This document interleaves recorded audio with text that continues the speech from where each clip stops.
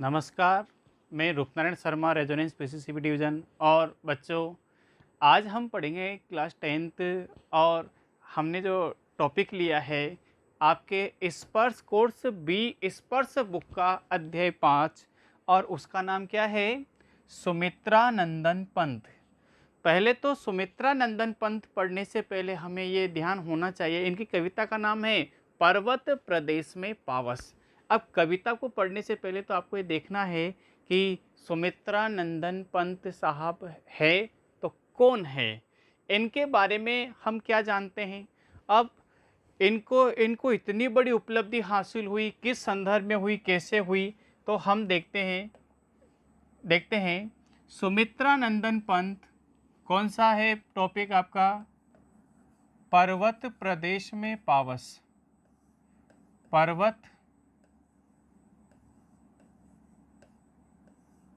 प्रदेश में पावस।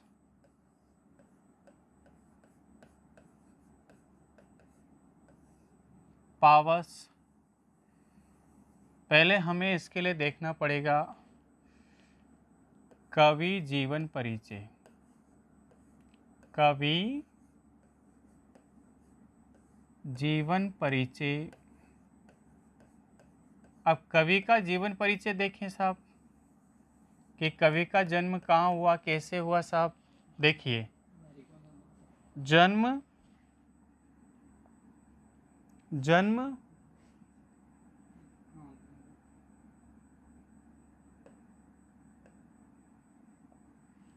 जन्म कहाँ हुआ इनका?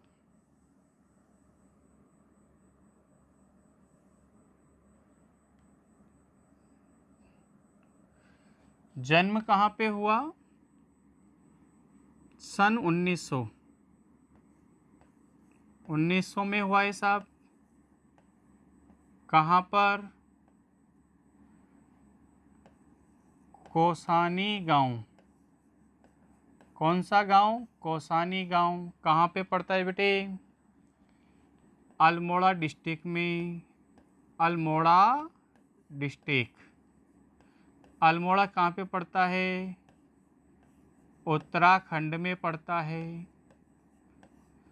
अब उत्तराखंड, ये देखिए, 20 मई जीवन परिचय की मैं बात करूं, 20 मई 1900 को उत्तराखंड के कहां पर? कौसानी अल्मोड़ा में जन्मे। कौन?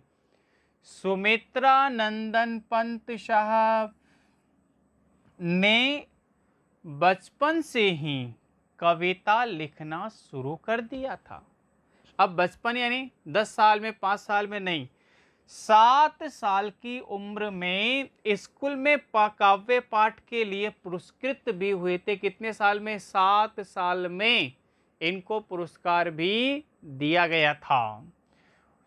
1915, कब? 1915 में स्थायी रूप से साहित्य सृजन शुरू कर किया और छायावाद के प्रमुख स्तंभ के रूप में जाने गए हैं।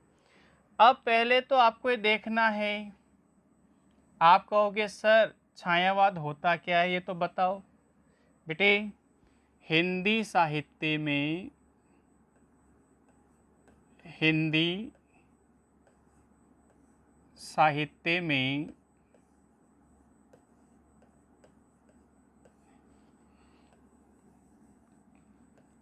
काल विभाजन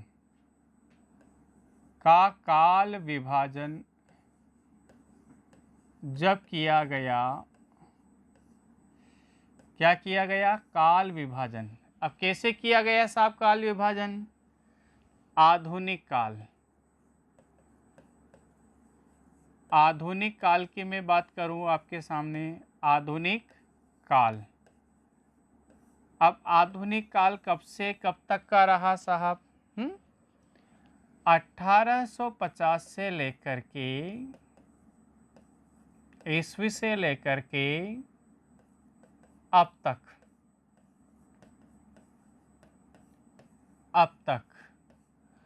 अब इस आधुनिक काल का भी डॉक्टर नगेंद्र साहब ने काल विभाजन किया साहब, कैसे? अब तक का मतलब, नंबर पहला काल भारतेंदु युग माना। कौन सा युग माना बेटे? भारतेंदु युग। कब से कब तक? 1850 से लेकर के 1900 तक, ईस्वी तक। उस काल को क्या कहा गया? भारतेंदु युग। दूसरा है द्विवेदी युग। द्विवेदी युग, और द्विवेदी युग कब से कब तक? 1900 से 1918 ईस्वी तक। कौन सा काल? द्विवेदी युग। फिर इसके बाद तीसरा आता है छायावादी युग। छायावादी युग, इसका समय क्या रहा? 1918 से 1936 तक। अब अपन को यही इसी से मतलब है और किसी से भी मतलब नहीं है। अब स्तंभ का मतलब क्या है बेटे? इस समय, छायावाद के समय, इस समय की बात करें तो इस समय छायावाद में 4 कवियों की महत्वपूर्ण भूमिका रही। पहले कवि कौन है? जयशंकर प्रसाद।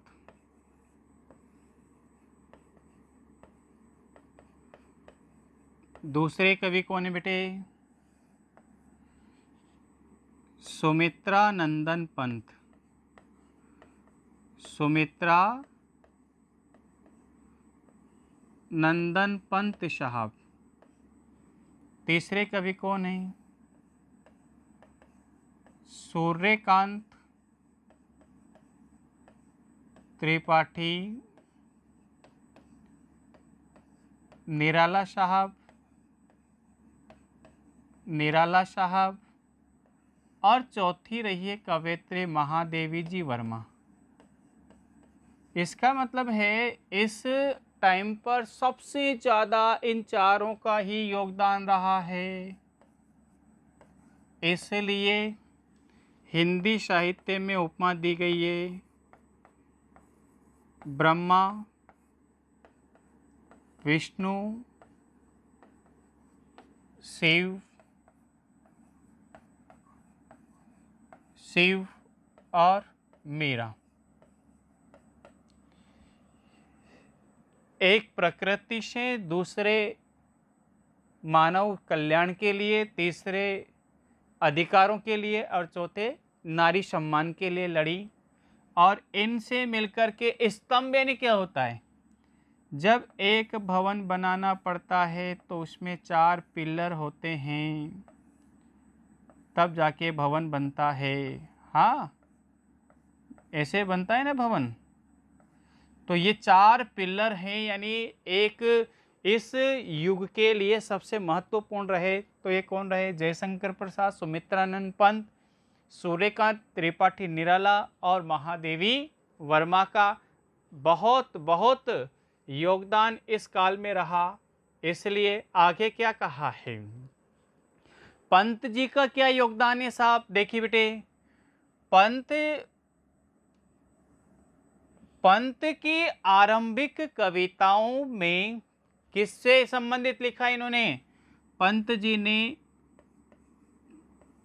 प्रकृति प्रेमी थे। ये कौन थे? प्रकृति प्रेमी। इनको किसकी उपमा दी गई है? प्रकृति के चितेरे कवि।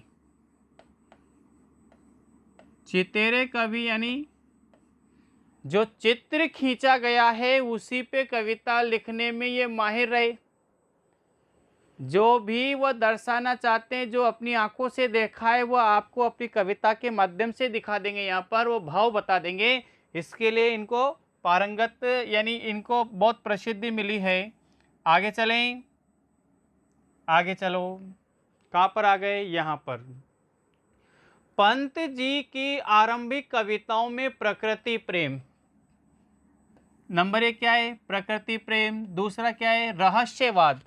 यानी इस प्रकृति में इनका मानना क्या है कि इस प्रकृति का एक एक कण ईश्वरीय अंश है। यानी ईश्वर कहाँ है? प्रकृति में है। इसमें इसको समझना पड़ेगा, रहस्य है, ये बहुत बड़ा रहस्य है, हर किसी को समझने की बात नहीं है। इसके बाद वे मार्क्स और महात्मा गांधी के विचारों से प्रभावित हुए। मार्क्सवाद क्या है? महात्मा गांधी जी क्या कहते थे? मार्क्सवाद कहता है कि मानव पंच तत्व से निर्मित है और आता है, इसमें विलीन हो जाता है और विलीन होकर के नए रूप में जन्म लेता है। यानी प्रकृति घटती है, बढ़ती है, घटती है, बढ़ती है और यह संसार चलायमान है, मानव को भी ऐसे ही चलना है। इनके बाद की कविताओं में अरविंद दर्शन। अरविंद दर्शन का मतलब क्या है साहब? अरविंद दर्शन का मतलब है, अरविंद किसको कहते हैं? अरविंद एक कमल को कहते हैं कि जिस तरह से सरोवर में कमल खिलता है, जल रहेगा तो खिलेगा, इसी तरह जब मानव को ज्ञान होगा तभी वह जीवन जी पाएगा, तभी वह मुस्कुरा पाएगा। तो ऐसे दर्शनों से भी ये प्रभाव स्पष्ट नजर आता है इनके। जीविका के क्षेत्र में पंत जी उदय शंकर संस्कृति केंद्र से जुड़े, आकाशवाणी के परामर्शदाता रहे और क्या किया इन्होंने? लोकायतन सांस्कृतिक संस्था की इन्होंने क्या की? स्थापना भी की है। आगे देखो, अब लोकायतन संस्कृति देखो, इनकी बहुत अच्छी एक रचना है, लोकायतन। अब इस लोकायतन के लिए इनको कौन सा पुरस्कार मिला है? सोवियत लैंड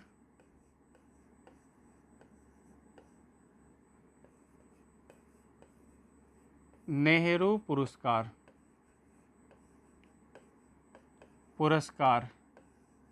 किस रचना के लिए मिला है?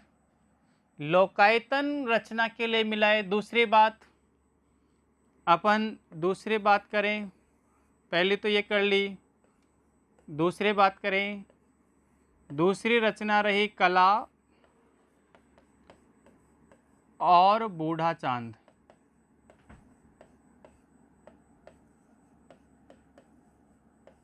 कला और बूढ़ा चांद के लिए कौन सा मिला? हिंदी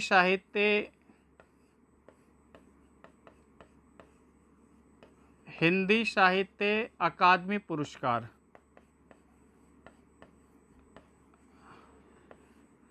अकादमी पुरस्कार मिला साहब, यह दूसरा पुरस्कार। और इसके अलावा क्या इन्होंने हासिल की है? तीसरी, एक इनका काव्य संग्रह रहा है चिदम्बरा। चिदम्बरा के लिए इनको मिला है भारतीय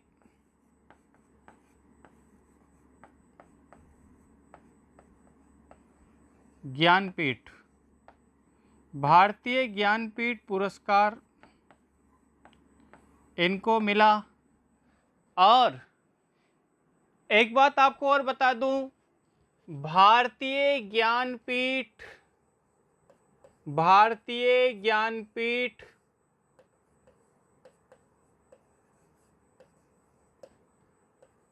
पुरस्कार पाने वाले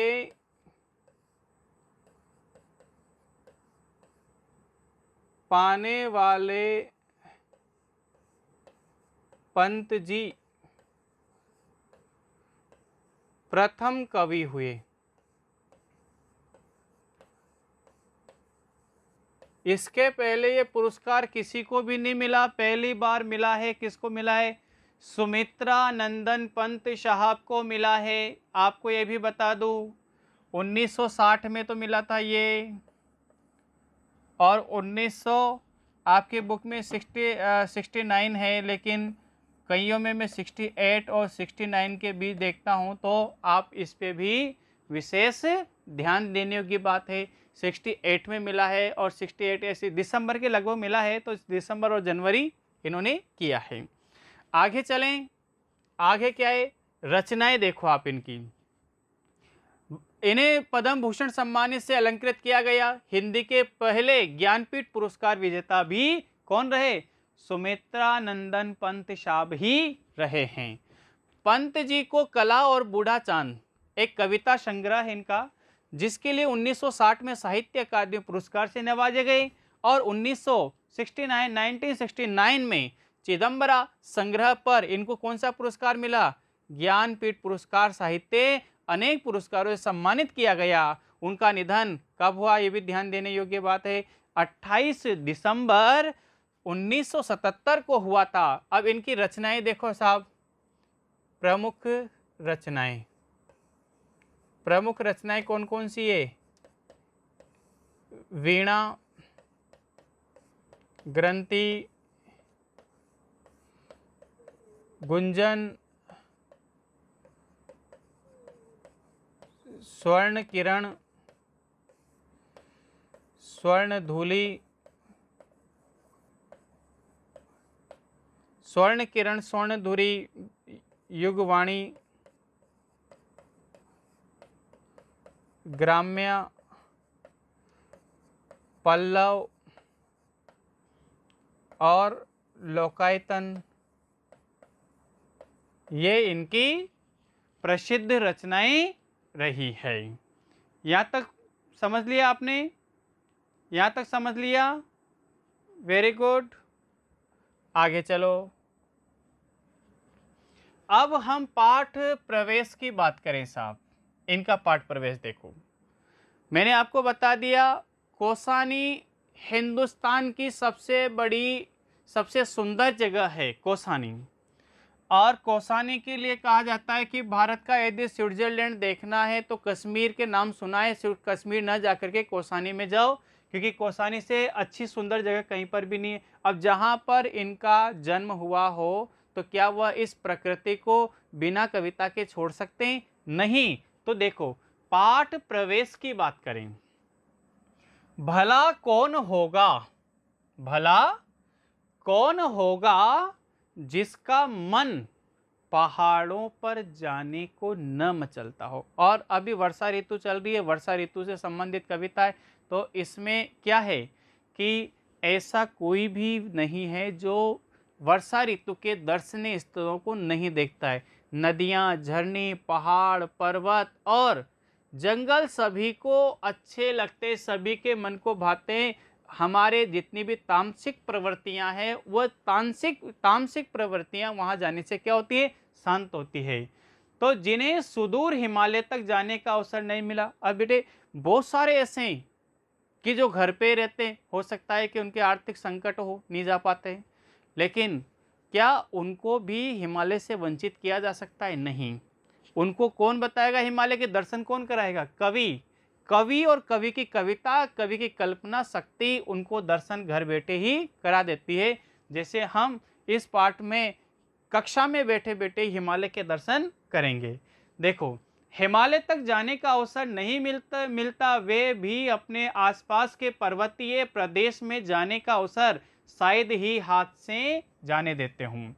ऐसे में कोई कवि उसकी कविता अगर कक्षा में बैठे बैठे अनुभूति दे जाए, कक्षा में बैठे बैठे वो वातावरण उपस्थित कर दे, जैसे वह अभी अभी कहाँ से लौटा है? पर्वतीय अंचल में विचरण यानी घूम करके लौटा हो, तो क्या है? मजा आ जाएगा। प्रस्तुत कविता ऐसे ही रोमांच और प्रकृति के सौंदर्य को अपनी आंखों निरखने की अनुभूति देती है। यही नहीं, सुमित्रा नंदन पंत की अधिकांश कविताएं पढ़ते हुए यही अनुभूति होती है कि मानो क्या, कि घर में, कि मानो हमारे आसपास की सभी दीवारें कहीं क्या हो गई? विलीन यानी लुप्त हो चुकी है, गायब हो चुकी है, हो गई हो। हम किसी ऐसे रम्य शब्द का मतलब है सुंदर स्थल पर आ पहुँचे हैं, जहाँ क्या है? पहाड़ों की अपार श्रृंखला है, आसपास झरने बह रहे हैं और सब कुछ भूलकर हम उसी में क्या हो गए, विलीन हो गए हैं, रहना चाहते हैं। अब इनके लिए सुमित्रा नंदन पंत साहब के लिए महाप्राण निराला, महाप्राण निराला का पूरा नाम क्या है, सूर्यकांत त्रिपाठी निराला जी क्या कहते हैं कि पंत जी में सबसे जबरदस्त कौशल जो है वह क्या है, शैली है। शैली किसको कहेंगे, चित्रात्मक शैली, ध्यान रखना आप, जो लिखा है उन्होंने चित्रात्मक शैली है। चित्रात्मक शैली क्या होता है, एक फोटो बना दीजिए और फोटो बना दिया आपने, जैसे पहाड़, ये सूर्य उदय हुआ है यहाँ से, ये नदियाँ बह रही है, हाँ ये मार्ग है, जो भी आप बनाओगे तो उसको वह शब्द चित्र देंगे, उस पर कविता बनाएंगे। उनसे बड़ा टैलेंट शायद किसी का रहा हो, नहीं रहा है किसी का भी, की तरह अपने विषय को अनेक उपमाओं, उपमाओं यानी कंपैरिजन के माध्यम से संवार कर मधुर से मधुर और कोमल से कोमल कर देना ही क्या रहा है, इनका उद्देश्य रहा है। तो आज हमने यहीं तक पढ़ा और नेक्स्ट क्लास में हम क्या पढ़ेंगे, पर्वत प्रदेश में पावस वाली कविता पढ़ेंगे। तब तक के लिए बहुत बहुत धन्यवाद और आगे बढ़ते रहे, पढ़ते रहें और आगे इस कविता को और अच्छे मनोरंजन के साथ और गायन कला लयात्मक शैली में पढ़ेंगे। धन्यवाद, थैंक यू।